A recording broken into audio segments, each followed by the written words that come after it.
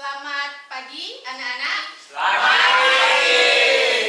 Apa kabar kalian hari ini? Baik. Semuanya dalam kondisi sehat? Sehat. Siap untuk mengikuti pembelajaran? Siap. Oke. Ada yang tidak hadir hari ini? Tidak. Lengkap semuanya. Lengkap. Oke, Ya. luar biasa. Berarti semangat untuk sekolah dan belajar itu luar biasa. Tepuk tangan dulu untuk kita. Nah, anak-anak, kemarin Ibu sudah membagikan video dan juga materi terkait dengan, masih ingat apa yang Ibu bagikan materinya? Apa? Bagus? Materi yang Ibu kasih kemarin itu adalah materi tentang fotosintesis. Betul sekali. Materi yang sudah Ibu bagikan itu adalah terkait dengan fotosintesis. Nah, anak-anak, kenapa saya membagikan materi tentang fotosintesis? Itu adapun tujuan pembelajarannya setelah kalian tadi kemarin saya bagikan videonya dan juga teksnya, itu adalah agar kalian memahami bagaimana terjadinya proses fotosintesis dan faktor-faktor apa saja yang berpengaruh terhadap proses fotosintesis. Nah, dari materi dan juga video yang sudah Ibu bagikan kemarin, apakah ada yang kurang jelas ataupun kurang dipahami atau ingin kalian diskusikan pada pertemuan kali ini? Ya, bagus. Baik. Saya ingin menyampaikan bahwa sebenarnya dari materi yang Ibu kemarin kirimkan itu ada bagian di mana proses terjadinya fotosintesis itu saya masih belum terlalu memahami. Jadi saya minta Ibu mungkin bisa dijelaskan lebih lanjut. Oke, baik. Bagus mengatakan bahwa masih kurang memahami terkait dengan proses atau reaksi terjadinya fotosintesis. Nah, sekarang Ibu akan coba menjelaskan apa sih atau bagaimana sih proses terjadinya fotosintesis dan apa saja komponen yang diperlukan untuk terjadinya proses fotosintesis. Nah, baik, pertanyaan yang luar biasa dari Bagus. Mari kita diskusikan bersama. Kita mulai dari konsep seperti apa fotosintesis ini. Nah, kita mulai dari definisi, kemudian apa sih inputnya atau bahan baku untuk terjadinya proses fotosintesis, lalu outputnya atau hasil dari proses fotosintesis itu seperti apa, kemudian tahapan atau prosesnya yang tadi kata Bagus masih kurang dipahami, lalu faktor yang mempengaruhi jenis fotosintesis dan apa manfaatnya. Kita mulai dari pertama. Siapa yang masih ingat apa definisi dari proses fotosintesis? Ada yang masih ingat? Oke, kita buka. Apa sih definisinya? Nah, definisinya adalah pada proses fotosintesis ini merupakan proses autotrop. Jadi proses yang memerlukan cahaya matahari. Lalu proses fotosintesis adalah melibatkan konversi energi cahaya ke kimia. Lalu proses fotosintesis sendiri merupakan proses pembuatan makanan pada tumbuhan. Nah, selanjutnya apa bahan baku atau input dari proses fotosintesis? Nah, apa saja yang diperlukan? Cahaya matahari, karbon dioksida, air, klorofil. Nah, lalu apa yang dihasilkan? Kenapa penting terjadi proses fotosintesis? Ada glukosa dan oksigen. Oksigen inilah yang banyak kita manfaatkan. Oksigen ini digunakan oleh manusia untuk apa? Untuk bernafas. Jadi proses fotosintesis sangat penting untuk kita. Nah, proses fotosintesis ini biasanya terjadi pada apa sih? Daun. Pada daun, pada tumbuhan. Artinya kita harus bersama-sama menjaga kelestarian lingkungan, menanam tanaman agar terjadi proses fotosintesis sehingga oksigen yang dihasilkan juga bisa cukup untuk pernafasan kita. Nah, yang paling penting yang tadi Bagus katakan, Bu, prosesnya kayak mana sih gitu ya? Saya kurang paham dari membaca teks dan juga menonton videonya. Kita cek. Nah, tahap prosesnya itu ada yang disebut dengan reaksi terang, ada reaksi gelap atau sering disebut dengan siklus Kelvin. Ya, kita lihat reaksi terangnya seperti apa. Nah, di reaksi terang ini terjadinya di tilakoid atau di grana pada bagian daun. Lalu di sini merupakan fotolisasi ATP atau energi, NADPH, dan O2 atau oksigen. Nah, di reaksi gelap atau siklus Kelvin, ini tempat terjadinya di stroma. Stroma itu apa ya? Bagian dari daun. Lalu di sini ada fiksasi CO2. Yang dihasilkan apa? Yang dihasilkan adalah glukosa atau gula atau amilum. Itu ya.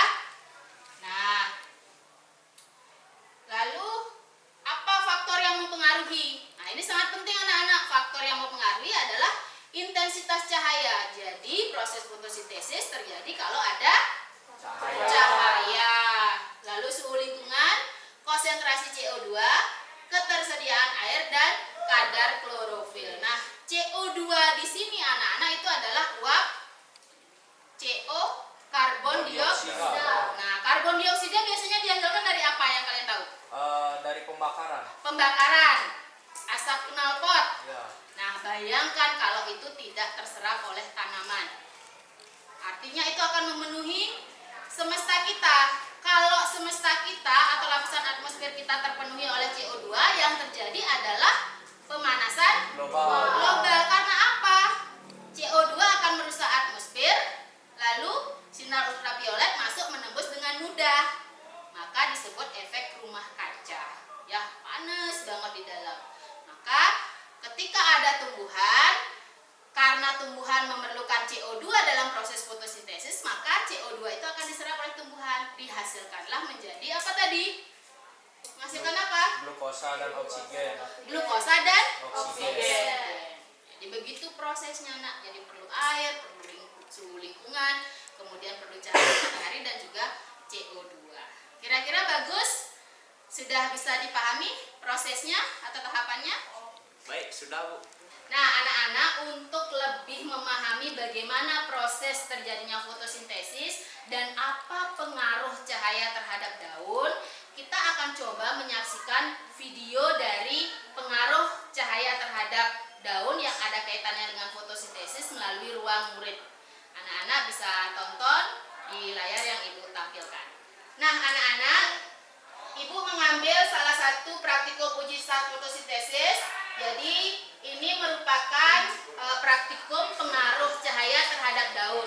Silahkan kalian saksikan. Ini ada di ruang murid ya anak-anak. Nanti anak-anak bisa menonton ataupun mengulang video ini di ruang murid untuk menjadi bahan referensi sumber belajar kalian. Selamat menyaksikan.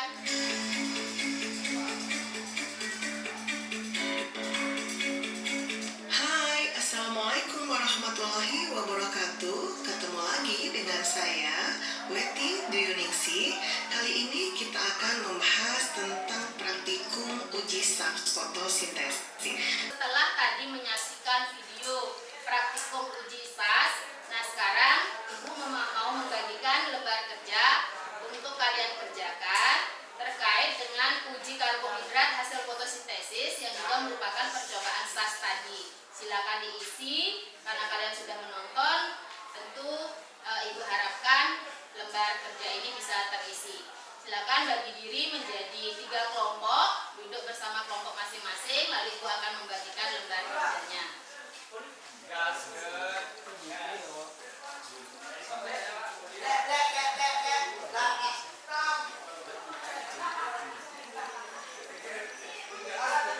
Silakan didiskusikan. Waktu untuk berdiskusi bersama kelompok telah habis. Nah, sekarang waktunya kalian untuk membuat kesimpulan dari hasil diskusi kelompok terkait dengan praktikum uji SAS amilum. Silahkan kepada kelompok 1 dan kelompok 2 untuk menuliskan kesimpulan dari diskusi kelompoknya. Silakan.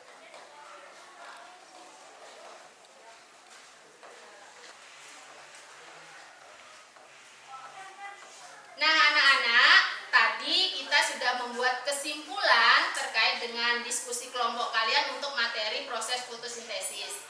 Nah, untuk menguji pemahaman kalian terkait dengan materi ini, Ibu akan memberikan asesmen formatif kepada kalian. Silahkan gunakan perangkat kalian untuk memasukkan kode asesmen formatif yang akan Ibu tayangkan di layar. Anak-anak, silahkan masukkan kode 598125 untuk mengakses asesmen formatif kita pada kali ini. Kalian juga bisa scan ya barcode-nya. Udah ada yang masuk, 1 orang. Silahkan yang lainnya segera masuk. Baik anak-anak, kita akan mulai ya. Silahkan dikerjakan lewat layar masing-masing.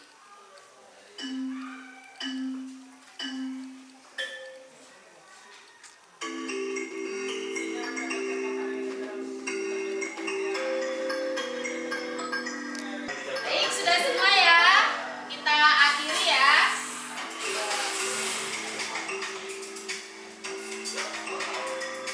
Kita lihat siapa peringkat 1.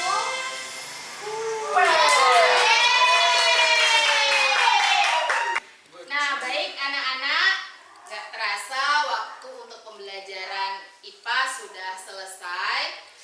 Terima kasih atas keaktifan kalian selama mengikuti pembelajaran, dan terima kasih juga kalian sudah membuat kesimpulan untuk proses pembelajaran kita pada hari ini. Nah, untuk berikutnya silahkan kalian siapkan materi yang akan dipelajari pada pertemuan selanjutnya. Nanti akan Ibu sampaikan lewat grup, kemudian akan Ibu bagikan di LMS untuk video dan juga teks materi pada pertemuan berikutnya.